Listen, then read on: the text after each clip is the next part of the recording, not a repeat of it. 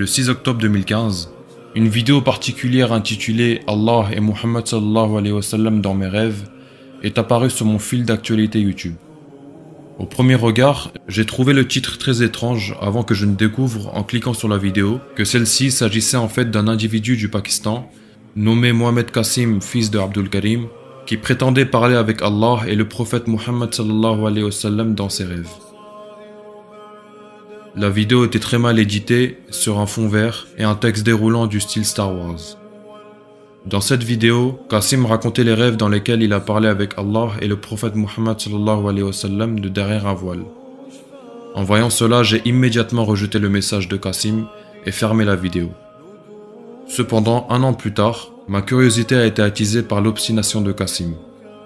Cet homme ne cessait de poster ses rêves partout sur internet, IGN, GameSpot, Umma.com et même sur certains forums chrétiens. En voyant cela, j'ai donc décidé d'approfondir le sujet afin de savoir que se passait-il exactement. En lisant les posts de Qasim, j'ai appris comment Allah lui avait ordonné de partager ses rêves, car Allah voulait que le monde entier sache qui il était.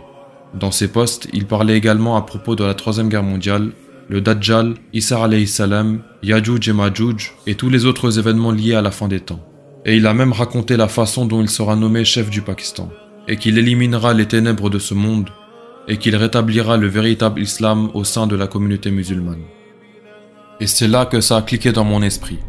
Nous avions ici un autre faux Imam Mahdi. Mais il y avait quelque chose dans le message de Qasim qui m'a donné envie d'approfondir. Au départ, je pensais qu'il était peut-être juste mentalement instable, ou bien sous l'influence de Shaitan. J'ai découvert plus tard qu'un célèbre cheikh nommé Ben Halima avait capturé un djinn à plusieurs reprises pour déterminer si Qasim était sous l'influence de Shaitan. À ma grande surprise, il a confirmé que Qasim n'était sous aucune influence des djinns. Et il a même encouragé à l'aider. Et il a ajouté en disant qu'il ne fera aucune déclaration publique car il voulait garder son travail séparé de celui de Qasim. De plus, plusieurs médecins et psychiatres ont évalué la santé mentale de Qasim et ils ont affirmé qu'il était un individu normal. Malgré cela, j'ai continué à me poser des questions afin de percer le secret qui entoure ce Qasim. Et j'ai donc décidé de mener mes propres recherches sur les hadiths afin de prouver que le message de Qasim était faux. Ainsi accomplir ma part de responsabilité en tant que ummati du prophète Muhammad sallallahu alayhi wa sallam. Après tout, d'après les hadiths, le nom du Mahdi devrait correspondre au nom du prophète Muhammad sallallahu alayhi wa sallam et pareil pour leur père. Mais ici, Qasim n'était pas un nom du prophète Muhammad sallallahu alayhi wa sallam. Mais ceci s'avère totalement faux. L'un des noms du prophète Muhammad sallallahu alayhi wa sallam était bel et bien Qasim. Et le nom du père de Qasim qui est Abdul Karim correspond aussi au nom Abdullah, qui est en fait le nom du père du prophète Muhammad sallallahu alayhi wa sallam. Car ce sont des noms identiques. Tous les deux signifient esclave d'Allah, car Allah est également connu sous le nom de Al-Karim. Et ainsi le hadith concernant le Mahdi et le nom de son père était en corrélation avec le nom de Qasim et le nom du père de Qasim. Alors je me suis dit, d'accord, mais il n'y a aucun moyen pour que le Mahdi soit un Pakistanais. Il sera un arabe de Médine et parlera l'arabe. Et il ne partagera surtout pas ses rêves sur internet. Ceci aussi est totalement faux. À ma grande surprise, je n'ai pas su trouver ne serait-ce qu'un seul hadith bien connu mentionnant que le Mahdi sera arabe ou bien parlera arabe. Mais au contraire, le prophète Muhammad sallallahu alayhi wa sallam avait dit que les gens de sa maison feraient face à la calamité, à l'expulsion et à l'exil après son départ. Ce qui signifie qu'il serait expulsé d'Arabie et irait dans d'autres pays. Pour ajouter à cela, on retrouve aussi dans l'histoire que les descendants de Fatima radiallahu anha, desquels le Mahdi est censé descendre, se sont beaucoup mariés en dehors de leur peuple et de leur culture.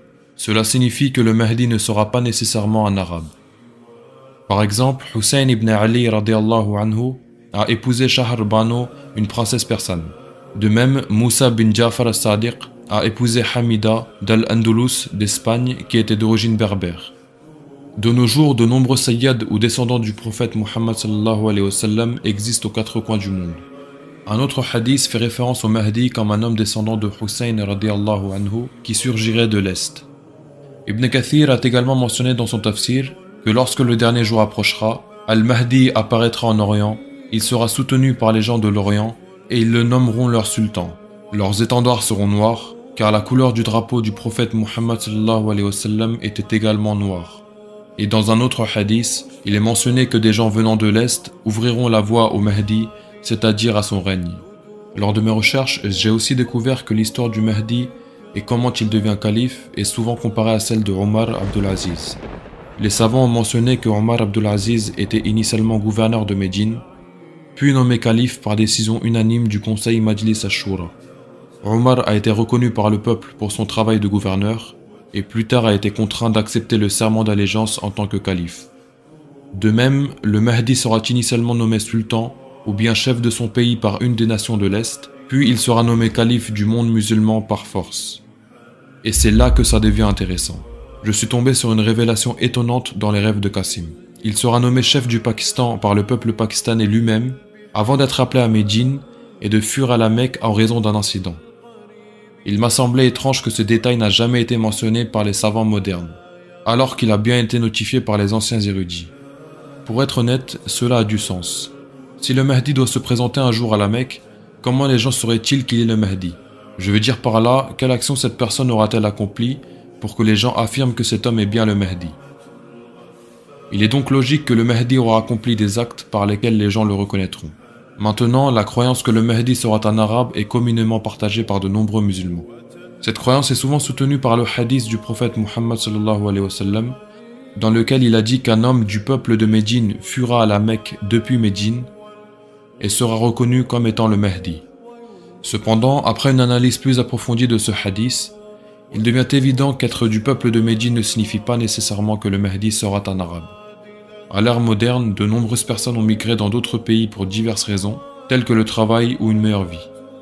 À notre époque, il y a des Indiens, des Africains et des Pakistanais nés en Arabie Saoudite de 3e génération qui résident à Médine, et ils représentent environ 40% de la population. En plus de cela, si vous soustrayez la population féminine de Médine, ce nombre passe bien au-delà de la barre des 60%. Ces personnes travaillent, se marient et ont des enfants comme n'importe quel autre résident là-bas, jusqu'à ce qu'ils ne sont même plus reconnaissables s'ils sont d'origine arabe ou non. Et par conséquent, il est important de reconnaître que le Mahdi peut venir d'horizons divers et qu'il ne sera pas nécessairement un arabe. Un autre point à considérer est qu'il existe une variante de ce hadith, qui stipule qu'un homme de Banu Hashim fuira à la Mecque depuis Médine. Les Banu Hashim sont le clan de la tribu de Quraysh à laquelle appartenait le prophète Muhammad sallallahu alayhi wa sallam.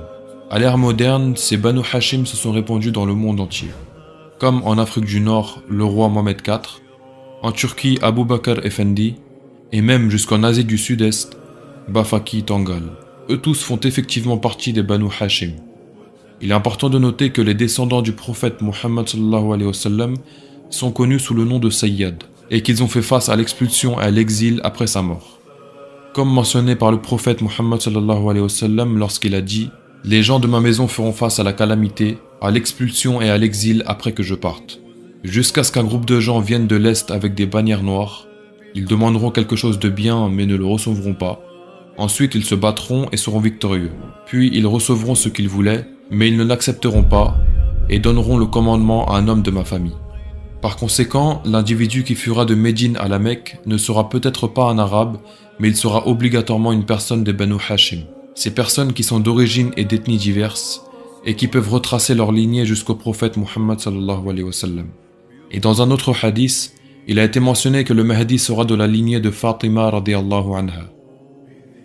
Néanmoins, la croyance que le Mahdi sera un arabe n'est pas nécessairement soutenue par les hadiths du prophète Muhammad sallallahu alayhi wa sallam. Et j'ai donc conclu que le Mahdi ne sera pas un arabe. Mais d'après les hadiths du prophète Muhammad sallallahu alayhi wa sallam, le Mahdi viendra de l'Est, sera un homme parmi les descendants de Fatima radiyallahu anha, et enfin sera initialement reconnu par ses actes par une des nations de l'Est, qui ouvrira la voie à son règne et ils le nommeront comme leur chef ou bien dirigeant de leur pays. Et c'est alors que le Mahdi sera reconnu par toute la communauté musulmane ainsi que sa nation. La nation ou bien le pays de l'Est soutiendra et défendra le Mahdi et ils auront avec eux des drapeaux noirs. Et puis finalement ils ouvriront la voie à sa bay'a ou bien à la nomination en tant que Al-Mahdi. Et ils combattront tous ceux qui seront sur leur chemin par tous les moyens nécessaires pour assurer la stabilité. Et pour que le pouvoir soit légué au Mahdi, un homme de la famille du prophète Muhammad sallallahu alayhi wa sallam. Qasim correspond à toutes ces descriptions. Il partage ses rêves avec le monde entier, et le peuple pakistanais sera un jour témoin de la façon dont Allah l'aidera. Ensuite, par l'intermédiaire de Qasim, il aidera le peuple pakistanais. Ensuite, en voyant ses rêves se réaliser, ils le nommeront comme le chef de leur pays. J'ai également été témoin de nombreux rêves secrets que Qasim a vus, mais qu'il se sent mal à l'aise de publier. Et l'un d'entre eux concerne le hadith du Mahdi fuyant de Médine à la Mecque, expliquant comment cet événement se déroulera. Selon Qasim, c'est bel et bien le Pakistan qui est le pays des drapeaux noirs. Mais en entendant cela, je me suis dit que c'était totalement impossible. Le pays des drapeaux noirs est en fait Khurasan, et c'est ce qui a été mentionné dans les hadiths, contrairement au Pakistan qui ne fait pas partie du Khurasan d'après mes informations. Cependant, après un examen plus approfondi de la carte du monde à l'époque du prophète Muhammad sallallahu alayhi wa sallam, il s'est avéré que la région du Khurasan ne se limitait pas seulement à l'Afghanistan, mais englobait également plusieurs parties du Pakistan. Il est important de noter qu'il y a différentes cartes du Khurasan à différentes étapes de l'histoire, et les empires sont connus pour subir des modifications des frontières au fil du temps. Par conséquent, afin de rester fidèle aux paroles du prophète Muhammad sallallahu alayhi wa sallam, j'ai utilisé sa durée de vie comme point de référence pour établir l'étendue géographique du Khurasan, concluant finalement qu'une partie du Pakistan était effectivement située dans la région du Khurasan.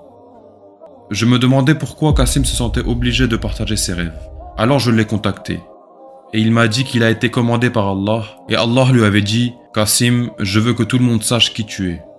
Au début, j'étais prêt à soutenir que personne ne pouvait parler à Allah à travers ses rêves. Pourtant, après avoir mené quelques recherches, j'ai découvert que de nombreux savants de grande renommée tels que Ibn Taymiyyah, l'imam An-Nawawi et l'imam Ghazali ont témoigné de la possibilité de converser avec Allah à travers les rêves. De plus, Allah lui-même déclare dans le Coran qu'il peut communiquer avec les hommes de derrière un voile. Et les rêves sont aussi un type de voile. Certains savants ont même eu le privilège de parler avec Allah dans leurs rêves, comme Abu Hanifa et l'imam Ahmad bin Hanbal. Selon un récit d'Ali ibn Abi Talib, le prophète Muhammad sallallahu alayhi wa sallam a dit « Le Mahdi sera de la famille du prophète, et Allah le changera en une seule nuit. » Une autre narration déclare qu'Allah l'inspirera et le préparera à mener à bien sa mission en une seule nuit. Les savants interprètent à partir de ces hadiths que le Mahdi ne sera peut-être pas une figure très religieuse avant d'être nommé calife, mais Allah lui pardonnera, lui accordera les capacités nécessaires et la compréhension. Il est probable qu'il se manifestera en une nuit, mais avant cela, il ne sera qu'un individu normal. Pour ajouter à cela, les savants comme Ibn Majah ont écrit que le Mahdi ne sera peut-être pas un musulman pratiquant avant d'être nommé calife. En une nuit, il se repentira et deviendra la personne la plus pieuse sur terre. De même, comparé à ce qui a été rapporté dans les hadiths, Qasim lui-même n'est pas un individu très religieux pour l'instant, et il l'a déjà dit publiquement. Il est véridique dans le sens où il a le courage de l'admettre en public et qu'il ne s'invente pas une fausse personnalité. Et avec cela, il déclare également attendre l'aide d'Allah.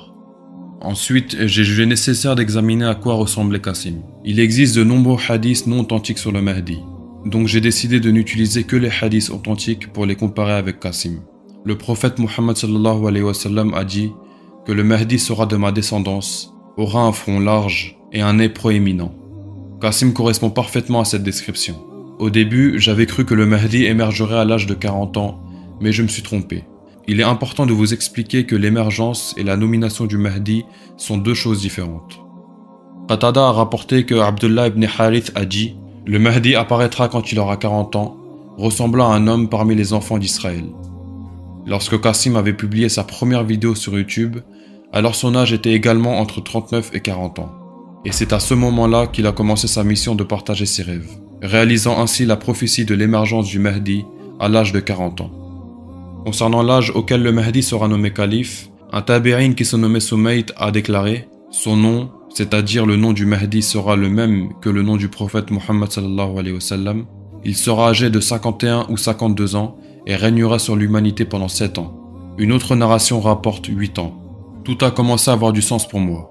Les savants ont eu du mal à assembler les pièces du puzzle, mais maintenant j'ai compris le sens lorsque j'ai examiné les hadiths du point de vue des rêves de Qasim. Et cela m'a fourni une perspective moderne et unique, qui n'a pas été explorée par les savants auparavant. En approfondissant les rêves de Qasim, j'ai aperçu qu'il y avait des gens qui rejetaient les rêves de Qasim en disant que tout ça était déjà prédit dans les hadiths, mais je ne suis pas d'accord avec eux. Et je pense que le rêve de Qasim offre une nouvelle perspective sur le sujet. Pour prouver mes dires, je citerai 4 exemples tirés des rêves de Qasim. Tout d'abord, Qasim fait référence aux 3 châteaux de l'islam, et affirme que la Turquie sera la première à tomber, suivi de la construction du temple du Dajjal, et par la suite, l'Arabie Saoudite souffrira d'une situation calamiteuse. Et enfin, l'attention des armées mécréantes se tournera vers le Pakistan, Cependant, Allah sauvera le Pakistan avec des avions de guerre noirs. Au départ, cela peut vous sembler une conjecture absurde, mais il convient de noter qu'il existe un hadith qui affirme les prédictions de Qasim. Le prophète sallallahu alayhi wa sallam a dit « Jérusalem sera dans un état florissant lorsque Yathrib, c'est-à-dire la ville de Médine, sera en proie à la désolation. Yathrib sera en proie à la désolation lorsqu'éclatera la Grande Guerre. Le déclenchement à la Grande Guerre sera suivi par la conquête de Constantinople, et la conquête de Constantinople sera suivie par l'arrivée de Dajjal. » Puis le prophète sallallahu alayhi wa sallam tapa avec sa main sur sa cuisse ou l'épaule de celui à qui il s'adressait, et dit « Cela est certainement aussi véridique que le fait que tu sois assis ici. » Et il parlait de Mu'ad ibn Jabal. Les rêves de Qasim décrivent les étapes de la Troisième Guerre mondiale. Tandis que le Pakistan progressera sous la direction de Qasim, la Troisième Guerre mondiale commencera lorsque Constantinople, donc la Turquie, sera entre les mains des mécréants. Jérusalem prospérera au fur et à mesure que les sionistes gagneront en puissance et rétabliront le Troisième Temple, qui est en fait l'état florissant d'Israël. Lorsque cela se produira, alors Yathrib, c'est-à-dire Médine, sera en ruine ou se dirigera vers la destruction. Et cela se produira lorsque le deuxième château de l'islam, c'est-à-dire l'Arabie Saoudite, sera détruite. Deuxièmement, Qasim mentionne l'obtention de 3000 avions de guerre noirs par le Pakistan, qu'il considère comme les drapeaux noirs mentionnés dans les hadiths. La description de Qasim de ces avions de guerre est sans précédent à tous les récits que j'ai pu entendre chez les savants. Son explication offre une nouvelle perspective sur la notion des drapeaux noirs de l'Est. Qasim affirme que ces avions possèdent une technologie de pointe unique, qui laissera perplexes les scientifiques et les ingénieurs du reste du monde. Après avoir examiné le hadith, j'ai trouvé que les étendards noirs ou les drapeaux noirs monteront, et le mot utilisé en arabe pour dire monter est atlu'u. Et c'est le même mot qui a été utilisé dans le verset du Coran pour décrire le lever du soleil, indiquant le vol ou l'ascension du soleil. Ces drapeaux noirs sont donc quelque chose qui auront la capacité de voler ou bien de monter dans le ciel. Le hadith dit « Alors les étendards noirs se lèveront de l'Est, ils vous tueront d'une manière sans précédente, une manière qui n'a jamais été utilisée auparavant. » Qasim a déclaré que personne ne sera en mesure de vaincre facilement ces avions. Un autre hadith dit aussi que les étendards noirs viendront du Khurasan. Rien ne les fera reculer, c'est-à-dire les vaincre.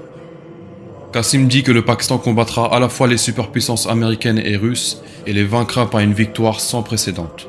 Cela me suggère que l'armée des étendards noirs aura des capacités de guerre extraordinaires contrairement à toute autre nation, car celle-ci sera capable de combattre en même temps plusieurs superpuissances. Et les hadiths ont même mentionné que pendant le Malhama, c'est-à-dire la Grande Guerre, il y aura une bataille où nous aurons un drapeau véridique qui combattra face à 80 autres mauvais drapeaux. Et Qasim a même déclaré que cette guerre nous sera imposée et nous nous défendrons pour notre survie.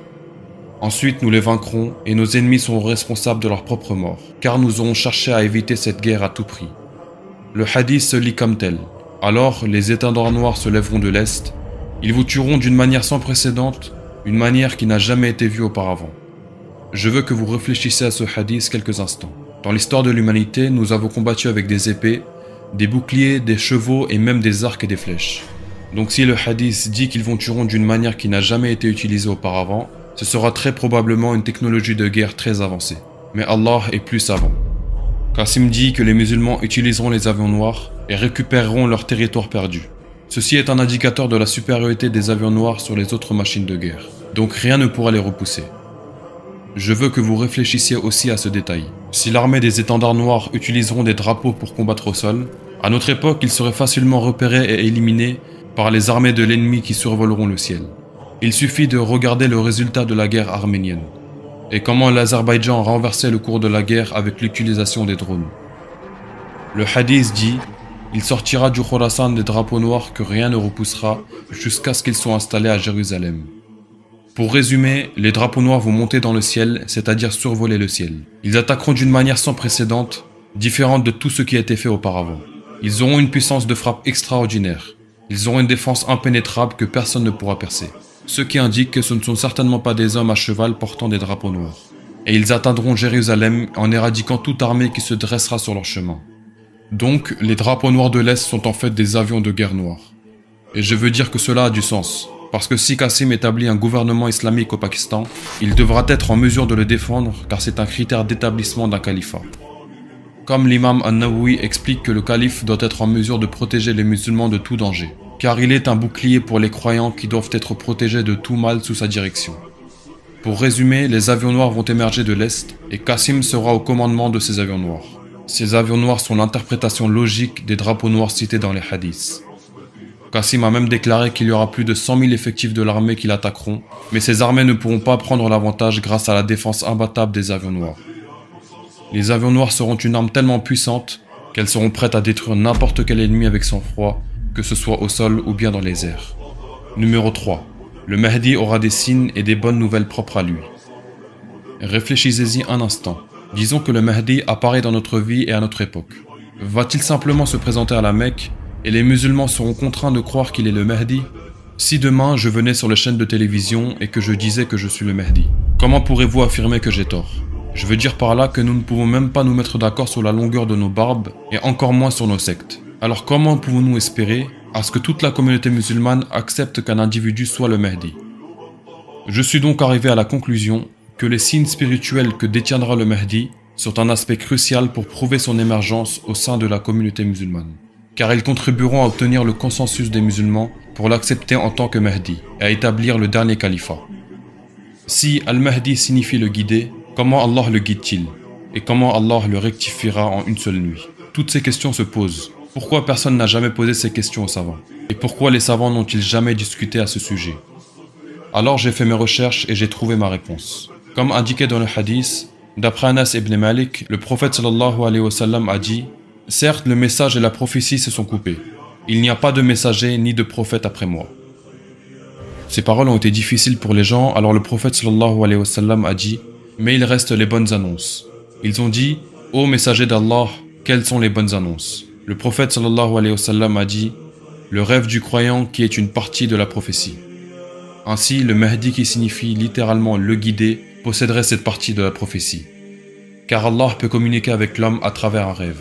Allah dit dans la sourate Ash-Shura, verset 51, « Il n'a pas été donné à un mortel qu'Allah lui parle autrement que par révélation, ou de derrière un voile, ou qu'il envoie un messager ange qui révèle, par sa permission, ce qu'il veut. Il est le sublime et sage. » Ce verset coranique confirme qu'Allah peut communiquer avec ses serviteurs de derrière un voile et que les savants ont identifié comme une inspiration ou des rêves. Les rêves du Mahdi ne lui serviront pas seulement de guide, mais prouveront également sa qualité de Mahdi à l'ensemble des musulmans. Si ces rêves sont véridiques et vérifiables dans leur nature, ils serviront alors de test décisif pour confirmer sa crédibilité. Par conséquent, la preuve spirituelle de la guidance du Mahdi par Allah est qu'il aura des rêves véridiques qui le guideront lui et la communauté musulmane. Et ces rêves vont permettre de transmettre les bonnes nouvelles et les avertissements au monde entier. Si ces rêves deviennent réalité, alors c'est un indicateur fort qu'il est effectivement guidé et soutenu par Allah. J'ajouterai également que les érudits du passé tels que Ibn Taymiyyah, l'imam Razali et l'imam An-Nawawi ont dit qu'il est possible de parler à Allah dans les rêves. Mais ce que vous entendez est différent de ce que Allah est réellement. Et les savants comme Ahmad bin Hanbal et l'imam Abu Hanifa ont eu la bénédiction de parler avec Allah dans leurs rêves. Et c'est exactement la preuve que Mohamed Qasim apporte. Et je partagerai bientôt les rêves secrets dans lesquels on apprend qu'il est le Mahdi. Il attend également cette nuit où Allah le rectifiera par un rêve. Bien qu'il ne l'ait pas rendu public, ce n'est qu'une de mes hypothèses. Numéro 4. Pour finir, Qasim a eu des rêves sur lui-même comme étant le Mahdi, mais il ne les a jamais dévoilés. Je vous raconterai comment se manifestera le fameux rêve de la bay'a du Mahdi qui s'enfuit de Médine à la Mecque. Et aussi comment Qasim dirigera la prière lors de la descente de Isa alayhi salam sur terre. J'ai récemment pris connaissance de ces rêves secrets et j'ai décidé de les rendre publics car Qasim ne prétendra jamais être le Mahdi. Il ne publiera pas non plus ses rêves car la simple mention du nom du Mahdi le met mal à l'aise. Et je tiens à vous informer que Qasim n'a jamais déclaré qu'il était le Mahdi et qu'il évite le sujet à tout prix. Ceci est simplement ma propre hypothèse et je suis responsable de mes propos. La raison pour laquelle je fais cela est parce qu'il a été ordonné de partager tous ses rêves par Allah. Et pour être juste envers le public, je crois que ces rêves doivent être partagés. La décision de croire ou non vous appartient. Réfléchissez-y un instant. Si les rêves de Qasim sur le Pakistan et l'échec de Imran Khan se sont réalisés, alors qu'en est-il des rêves qu'il a eu de lui étant le Mahdi? Avant d'écrire un commentaire haineux, je vous conseille de ne pas vous précipiter dans votre décision. Si vous avez une question, n'hésitez pas à la poser dans les commentaires et je vous conseillerais d'enquêter sur ce message. Car la dernière chose que vous voulez, c'est de regretter. Et Allah est plus savant.